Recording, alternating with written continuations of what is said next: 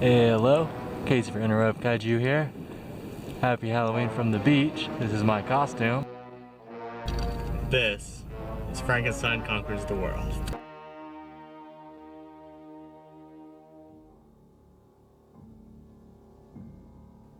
The movie starts off with this wonderful graveyard scene, and then goes straight into Nazis stealing the heart of Frankenstein's monster and giving it to the Japanese. They start to experiment on the heart, but are stopped when the atomic bomb is dropped. 15 years later, a boy is seen hiding in shadows and is said to be stealing dogs to eat. He is taken in by scientists but begins to start growing until he is a giant monster. He is startled and escapes, and eventually crosses paths with Baragon, and they fight to the death. The camera work is great.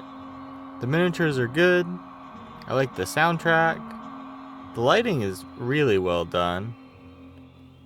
Along with the graveyard scene at the beginning, there are other horror elements that are implemented wonderfully in the film that are seldomly seen in kaiju movies. The actor portraying Frankenstein does a great job with his body movements and his facial expressions, keeping everything human-like yet still unfamiliar and monster-like. There's some blue screen effects that are kind of odd looking, but they're very brief.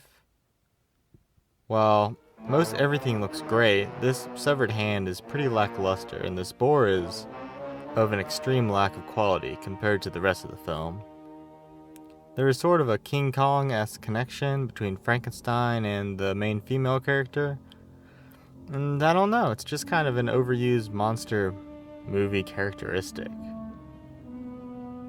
With basically the whole movie focusing on Frankenstein's history and scientific composition, Baragon is basically just there to give the movie a battle without any explanation or backstory.